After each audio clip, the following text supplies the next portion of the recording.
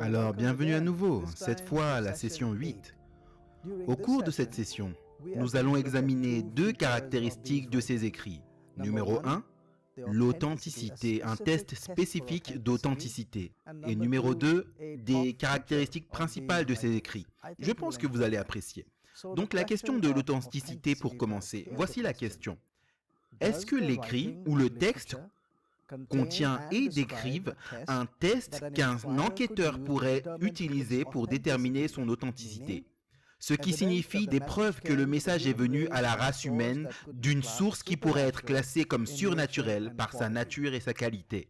Vous voyez, ces messages affirment provenir de l'autre monde, de l'autre dimension.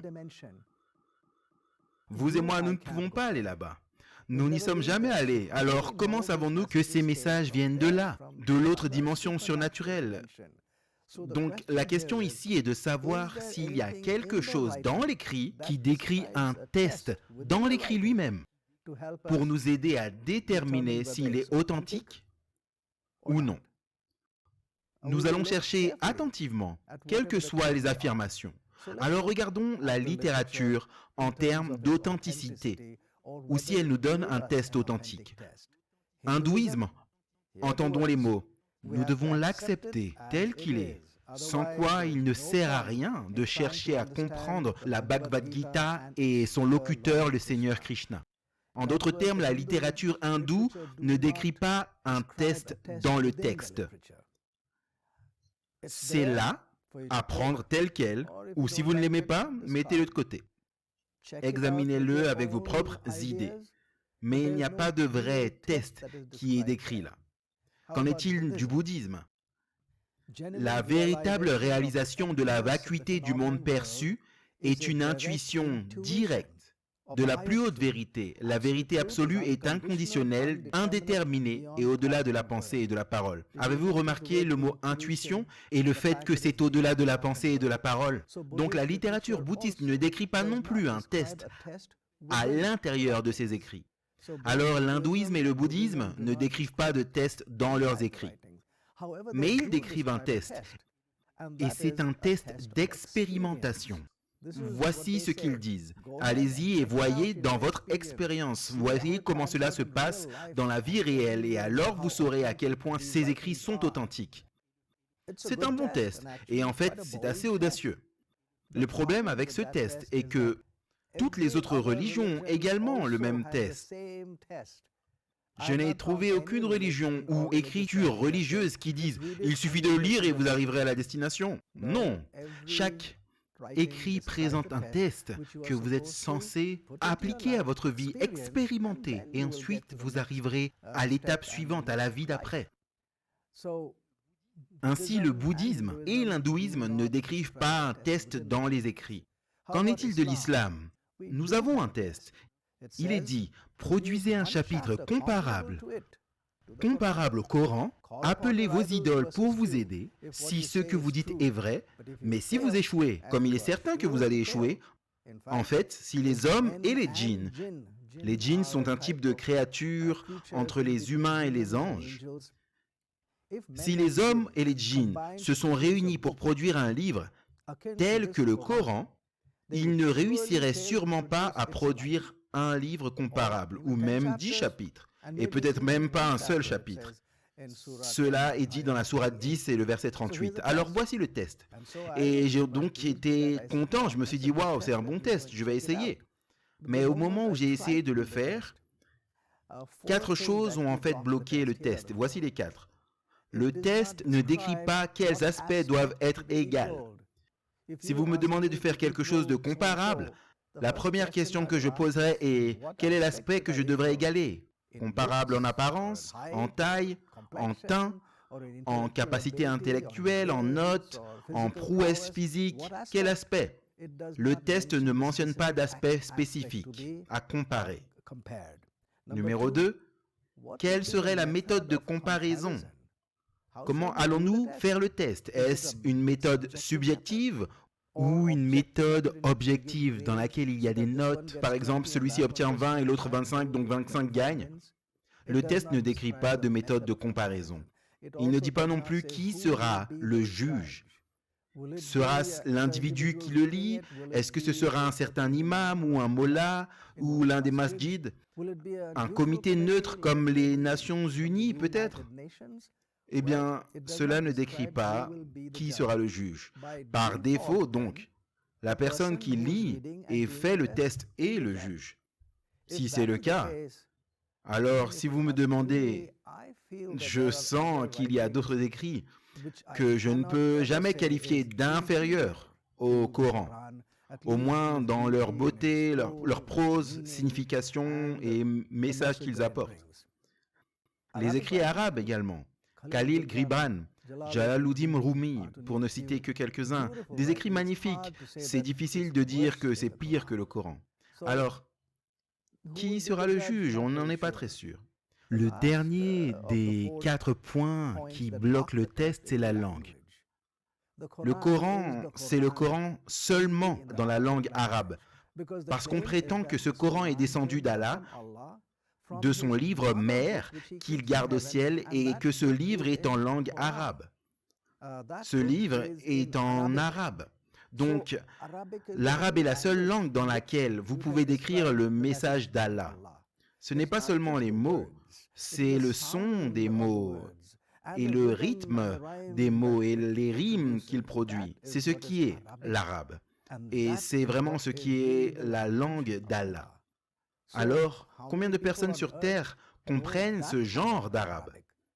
La réalité est que l'arabe parlé dans la péninsule arabique n'est pas vraiment l'arabe parlé dans le Coran. L'arabe du Coran est très littéral, c'est très beau. Combien de gens connaissent ce langage? Moins d'1%. Disons 99, plus de 99% de la population humaine ne comprend pas le Coran. Donc le test ne peut pas être fait par nous tous. Ainsi, il perd son accessibilité, sa qualité universelle de ce test. Donc je ne pouvais pas tester le Coran. Alors je suis allé aux écritures judéo-chrétiennes. J'ai mis les deux ensemble, les écrits judaïques et les écrits chrétiens. Et vous verrez quelle est la raison. Mais avant d'y arriver, je voudrais décrire une certaine déclaration d'un brillant scientifique athée français. Son nom est Pierre-Simon Laplace. Il a décrit, et il y a très longtemps, ce qu'il appelait le déterminisme scientifique. Voici ce qu'il disait. On peut considérer l'état présent de l'univers comme l'effet de son passé et la cause de son avenir. Un intellect qui, à un certain moment, connaîtrait toutes les forces qui mettent la nature en mouvement et toutes les positions de tous les éléments dont la nature est composée, si cet intellect est aussi vaste pour soumettre ces données à l'analyse, il embrasserait en une seule formule les mouvements des plus grands corps de l'univers et ceux du plus petit atome. Pour un tel intellect, rien ne serait incertain et l'avenir, tout comme le passé, serait présent devant ses yeux. C'est incroyable qu'un athée utilise le mot intellect en dehors de l'intellect humain et lui donne également des caractéristiques humaines telles que la vue ou les yeux, mais c'est pourtant ce qu'il fait.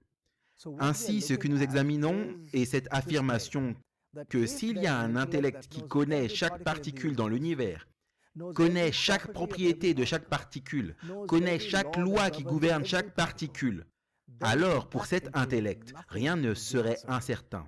Il pourrait regarder le passé, il regardait vers l'avenir et connaîtrait tout. Par exemple, s'il regardait les atomes qui composent ce pointeur, cet intellect pourrait remonter et dire il y a 200 ans exactement où chaque atome se trouvait. Et ce qui s'est passé pendant les 200 ans pour arriver à ce pointeur. De plus, il pourrait regarder le futur, dans le futur, 200 ans plus tard par exemple, et dire où se trouvera chaque atome de ce pointeur dans 200 ans. Alors, il pourrait donc prédire l'avenir. Supposons que l'intellect soit assis ici. Comment testerions-nous cet intellect pour dire oui, nous avons découvert que vous êtes bien l'intellect? Un moyen serait de lui demander à cet intellect, dis-nous ce qui va se passer la semaine prochaine, et peut-être le mois prochain, et l'année prochaine, ou 5 ans, ou dans 10 ans, ou dans 50 ans. puis de tenir un registre et de voir si ces prédictions se sont réalisées. Et si toutes les prédictions se sont réalisées, alors nous aurions peut-être identifié cet intellect. Savez-vous que c'est le test exact qui se trouve dans les Écritures judéo-chrétiennes? Voici ce qu'il est dit. Présentez votre cause, dit l'Éternel, qu'il les apporte, qu'il nous déclare ce qui doit arriver. Faites-nous entendre les choses à venir. Annoncez les choses qui arriveront plus tard et nous saurons que vous êtes des dieux. Isaïe a utilisé le mot Dieu. Nous pourrions facilement mettre le mot intellect afin que nous sachions que vous êtes cet intellect. Cela s'appelle une prophétie prédictive. Mais n'importe quelle prophétie ou n'importe quelle prédiction n'est pas vraiment impressionnante en tant que prophétie prédictive. Donc voici 5 points qui, selon Douglas Kruger, indiqueraient une véritable prophétie authentique. Numéro 1, elle devrait être claire, avec suffisamment de détails pour décrire spécifiquement l'événement à accomplir. Numéro 2, elle devrait être inhabituelle ou unique et non un événement quotidien commun. Numéro 3, elle devrait être faite avant l'événement qui est censé être son accomplissement. Numéro 4, elle ne devrait pas être le genre qui pourrait être le résultat d'une conjoncture calculée avec des probabilités. Numéro 5, elle ne devrait pas être mise en scène ou manipulée pour provoquer intentionnellement son accomplissement. Alors avec ces critères, regardons une prophétie écrite dans la Bible. Jérémie était un prophète et il a écrit à propos de Babylone. Et il a dit, je ferai sécher ses sources, et aussi que Babylone deviendra un monceau de ruines sans habitants. Il a écrit cela vers 595 avant notre ère, quand Babylone était à son zénith, la ville la plus fortifiée, la plus forte du monde. Maintenant, Cyrus, le Médo-Perse, était victorieux de toutes ces guerres jusqu'à ce qu'il arrive à Babylone. Il lorgnait sur Babylone, car s'il obtenait Babylone, il serait empereur du monde. Donc son objectif, son ambition était d'obtenir Babylone. Mais comment vaincrait-il Babylone, cette ville fortifiée? Savez-vous quelle était la largeur des murs de Babylone? Nos murs d'aujourd'hui sont environ de 45 à 60 cm d'épaisseur. Les murs de Babylone étaient à double paroi. Et aujourd'hui, quand vous regardez les découvertes archéologiques, ils disent que c'était jusqu'à 2,20 m d'épaisseur. Le mur était si énorme. Comment pouvez-vous briser ce mur? À quelle hauteur le mur était-il? De 53 à 91 mètres. Donc si vous voulez grimper sur le mur, vous devez placer une échelle sur le mur. Mais vous ne pouvez pas placer une échelle sur le mur parce qu'il est entouré d'un fossé. Et le volume du fossé est égal au volume du mur. Eh bien, la seule façon de gagner contre une ville si puissante et fortifiée était d'établir un siège. Mais si vous devez assiéger, cela signifie garder vos soldats à la porte et ne laisser personne entrer ou sortir, parce que la nourriture devait venir de l'extérieur de la ville, à l'intérieur, pour les habitants. Et vous ne payez que vos soldats pour s'asseoir et garder la porte. Et vous devez être extrêmement riche et avoir beaucoup d'argent dans votre coffre pour payer vos soldats juste pour s'asseoir et regarder. Donc c'est difficile d'avoir un siège vraiment long. 1 an, 1 an et demi, peut-être 2 à 2 ans et demi maximum. Savez-vous pourquoi les gens de l'intérieur de Babylone se moquaient de quiconque voulait l'assiéger? Car dans les réserves de Babylone, il y avait assez de nourriture pour chacun de ses habitants pour une période de 20 ans.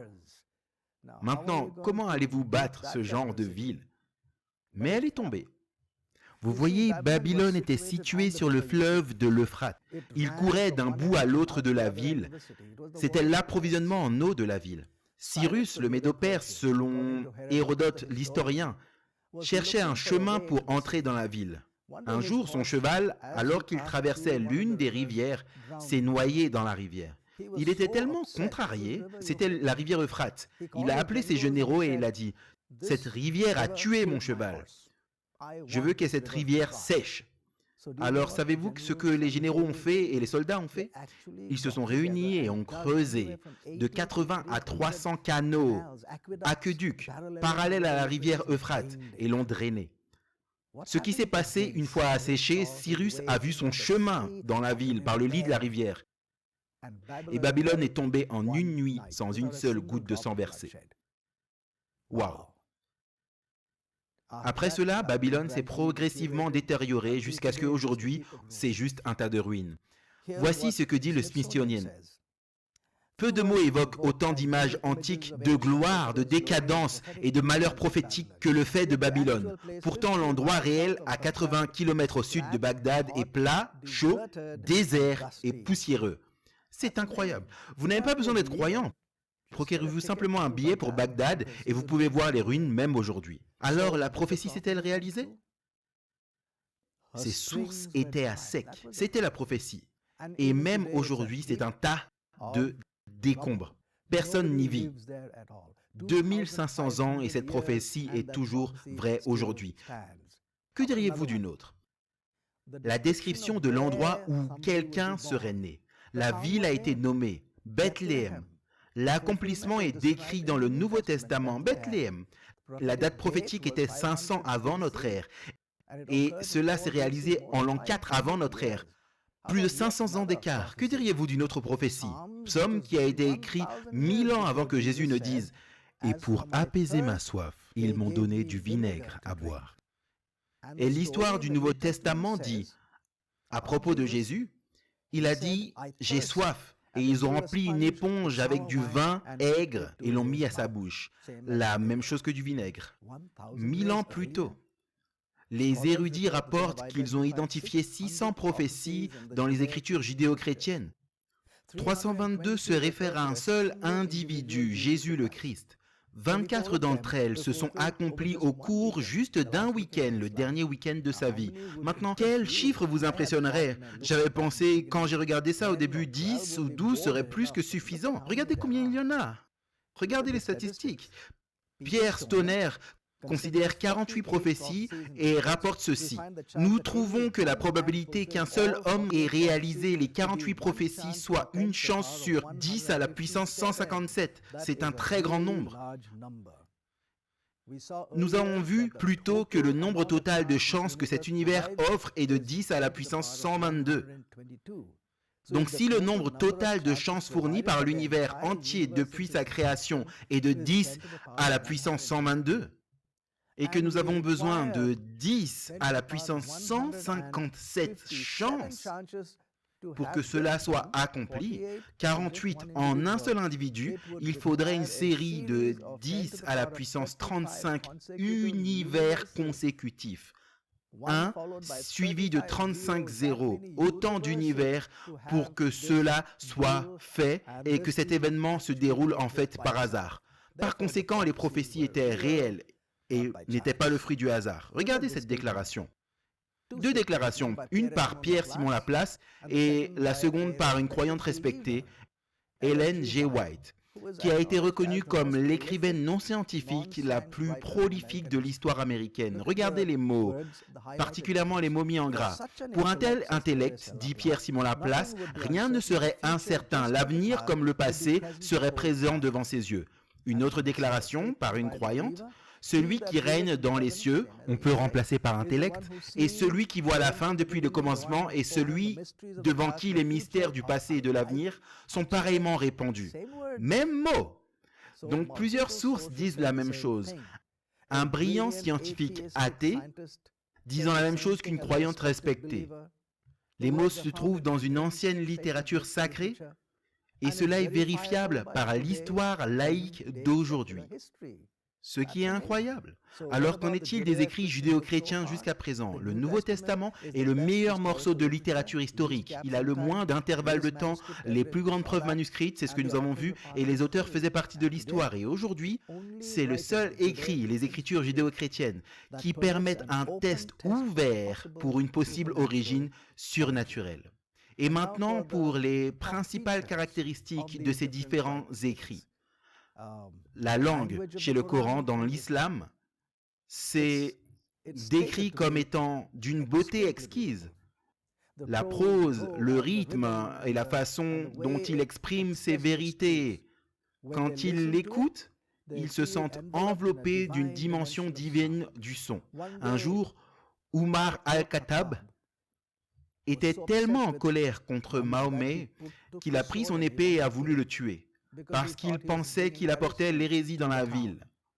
Avant d'y aller, quelqu'un lui a demandé de rentrer chez lui. Et quand il est rentré chez lui, là, il a trouvé que le Coran était lu dans sa propre maison. Il était tellement fâché qu'il les a chassés physiquement. Et ils ont couru, c'était la bousculade, laissant le Coran sur le sol. Il l'a ramassé et il a lu le chapitre 20 et c'était là que c'était ouvert et il l'a lu attentivement et c'est ce qu'il y est dit. À quel point ce discours est beau et noble, il a dit avec étonnement et ce musulman est tombé sur ses genoux par la beauté du Coran qui a traversé sa haine passionnée et ses préjugés vers une réceptivité intérieure à laquelle il n'était pas conscient. Il a remis l'épée dans son fourreau, a marché dans les rues pour retrouver Mahomet et a déclaré qu'il était maintenant un musulman converti sur place à l'heure même à cause de la beauté du Coran. Avez-vous dit waouh à cela? J'espère que c'est le cas. Parce que dans le Coran, Mahomet est souvent appelé le prophète Ummi, le prophète illettré. Ils disent qu'il n'était pas si alphabétisé, il ne pouvait pas lire et écrire de manière prolifique. Donc, la langue du Coran est absolument exquise, peut-être surnaturelle. Qu'en est-il de l'hindouisme?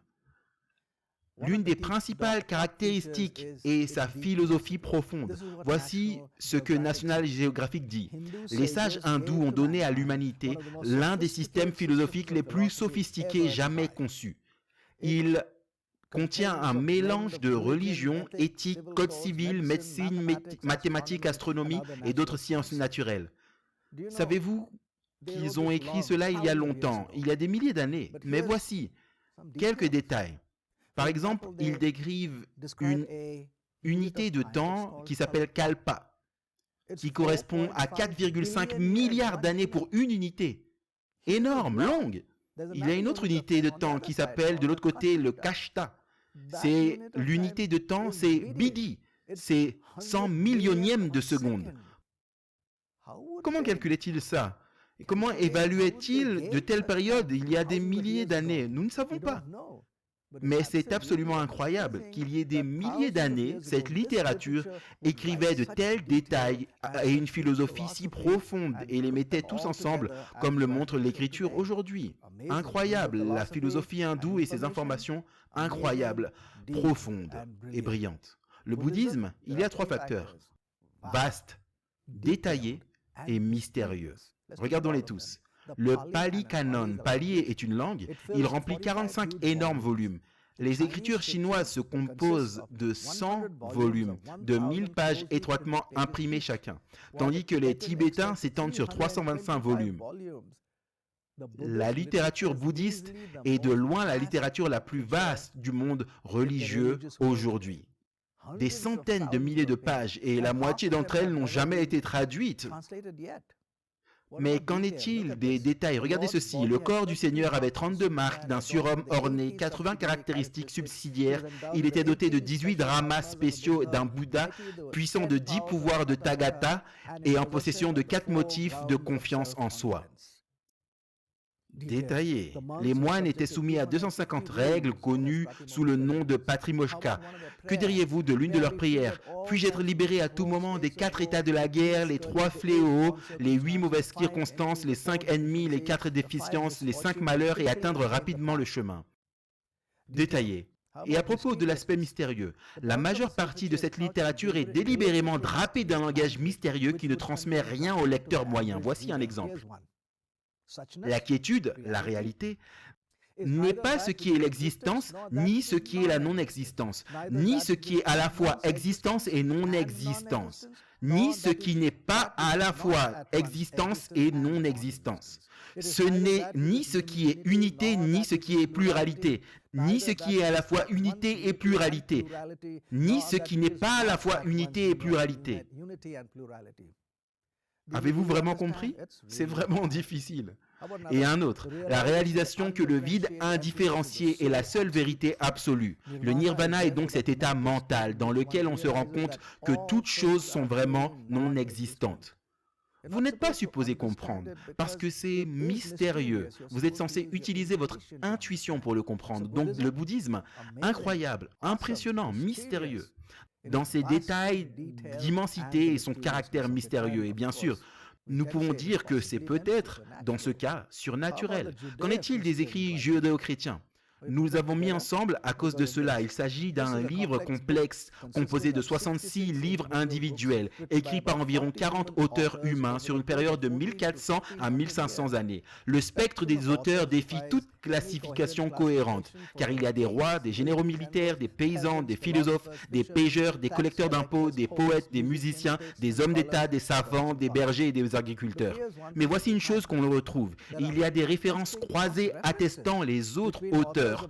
Dans l'Ancien Testament, par exemple, moi, Daniel, compris par les livres le nombre de l'année spécifié par la parole du Seigneur à travers Jérémie. Des références entre les auteurs du Nouveau Testament. Pierre dit, aussi notre frère Paul, selon la sagesse qui lui a été donnée, vous a écrit. Et aussi des références entre les auteurs du Nouveau Testament et de l'Ancien Testament. Exemple, alors tout cela a été fait pour l'accomplissement de ce qui a été dit par le Seigneur à travers le prophète Ésaïe. Ce sont les paroles de Matthieu. Donc chacun d'entre eux dit que le Seigneur m'a donné mon message et ce Seigneur lui a donné son message il y a 400, il y a 500 ans. Donc ce Seigneur était la source à travers tous les écrits de la Bible. Par conséquent, cette source devait vivre alors. Au moins 1400 à 1500 années, car c'est le temps qu'il a fallu pour écrire le livre dans son ensemble. Donc c'est humainement impossible de vivre pendant 1400 années. La plupart des gens vivent aujourd'hui environ 120 ans. Donc toutes les principales caractéristiques sont étonnantes et très impressionnantes. Elles obtiennent toutes d'excellentes notes. Ainsi, lorsque nous examinons, voici ce que nous trouvons. Le Nouveau Testament est de loin le meilleur morceau de littérature historique ancienne au monde. Numéro 2. La Bible est le seul écrit à posséder un test ouvert pour une éventuelle origine divine. Numéro 3. Les références croisées par plusieurs auteurs indiquent une caractéristique surnaturelle possible. Cela pourrait-il pointer vers une bille rouge? Si vous avez apprécié cette présentation avec Dr. Subodh Pandit et vous souhaitez regarder plus de cette série unique de 13 parties gratuitement en ligne, visitez le site web godfactorfiction.com. C'est godfactorfiction.com. Si vous souhaitez commander cette série fascinante sur DVD, elle est maintenant disponible chez White Horse Media. Pour commander de l'intérieur des États-Unis, appelez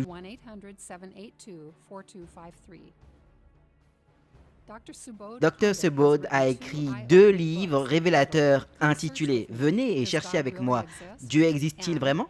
et « Venez chercher avec moi, le poids de l'évidence », qui explore davantage les sujets de l'évolution, du théisme, de l'athéisme et de la religion. Pour commander ces livres aux États-Unis, appelez. Si vous habitez en dehors des États-Unis, vous pouvez également les commander facilement sur Amazon.com.